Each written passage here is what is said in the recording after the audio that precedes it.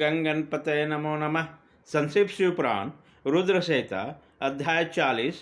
देवताओं सहित ब्रह्मा को विष्णु लोक में जाकर अपना दुख निवेदन करना, श्री विष्णु को शिव से क्षमा मांगने की अनुमति दे उनको साथ ले कैलाश पर जाना और भगवान शिव से मिलना। नारद जी ने कहा, विधाता महाप्राग, आप शिव तत्व का साक्षात करने वाले हैं। आपने यह बड़ा अद्भुत एवं रमणीय शिव लीला सुनाई है। तात वीर वीरभद्र तथा दक्ष के यज्ञ का विनाश करके कैलाश पर्वत पर चले गए, तब क्या हुआ यह हमें बताइए। ब्रह्मा जी बोले, नारद, रुद्रदेव के सैनिकों ने जिनके अंग भंग कर दिए थे वे समस्त पराजित देवता मुनि उस समय मेरे लोक में आए।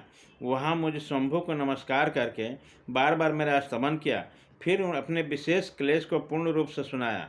उस समय मैं पुत्र शोक से पीड़ित हो गया और अत्यंत व्यग्र व व्यतीत चित्त से बड़ी चिंता करने लगा। फिर मैंने भक्ति भाव से भगवान विष्णु का स्मरण किया, इससे मुझे समयोचित ज्ञान प्राप्त हुआ। तदनंतर देवताओं और मुनियों के साथ मैं विष्णु लोक गया और वहाँ भगवान विष्णु का नमस्कार एवं नाना प्रकार के स्तोत्रों द्वारा उनकी स्तुति करके उनसे अपना दुख निवेदन किया। मैंने कहा, देव, जिस तरह भी जग पूर्ण हो, जजमान जीवित हो और समस्त देवता तथा मुनि सुखी हो जाए, वैसा उपाय कीजिए। देवादेव, रमानाथ, देव सुखदायक विष्णु, हम देवता और मुनि निश्चय ही आपकी शरण में आए हैं।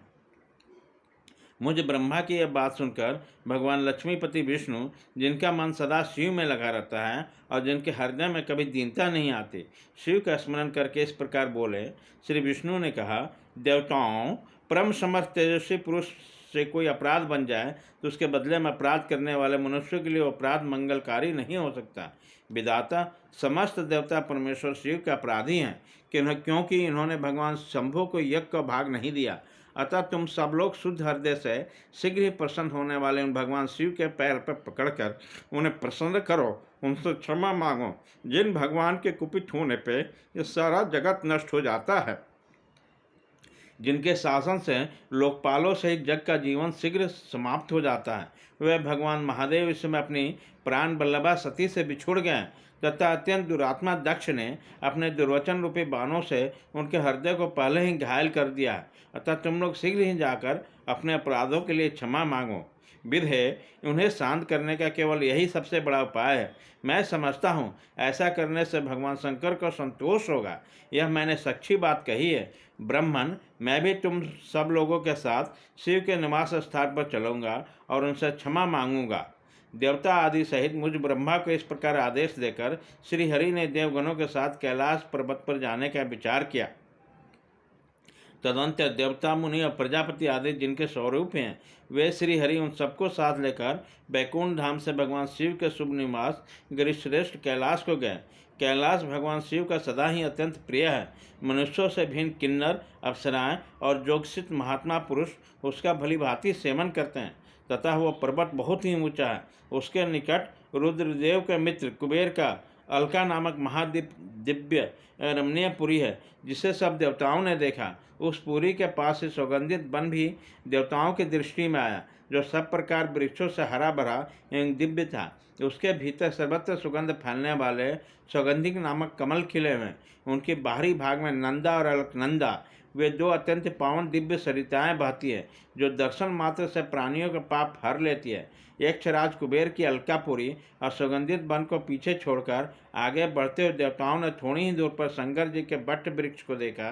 उसने चारों ओर अपनी अविचल छाया फैला रखी थी। वह वृक्ष 100 योजन ऊंचा था और उसके शाखाएं 75 योजन तक फैली हुई थी। उस पर कोई घासला नहीं था। वह ग्रीष्म का ताप से तो सदा ही दूर रहता था। बड़े पुण्यात्मा पुरुषों को ही उसके दर्शन हो सकता था। वह परम रमणीय और अत्यंत पावन है। उस दिव्य वृक्ष भगवान शंभु का योग्य स्थल है। जोगियों के द्वारा सभ्य तथा परम उत्तम है। ममुक्षुओं के आश्रयभूत उन महायोग वैर बट वृक्ष के नीचे विष्णु आदि सब देवताओं ने भगवान शंकर को विराजमान देखा। मेरे पुत्र महासिद्ध सनकादिक, जो सदा शिव भक्ति में तत्पर रहने वाले और शांत हैं, बड़ी प्रसन्नता के साथ उनकी सेवा में बैठे दिखाए। भगवान शिव के श्री विग्रह की परम शांत दिखाई देता था।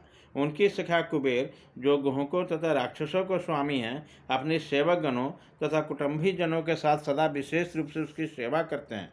वे परमेश्वर शिव उस समय तपस्वी जनों को परम प्रिय लगने वाला सुंदर रूप धारण किए बैठे थे। भस्म आदि उनके अंगों में बड़ी शोभा हो रही थी।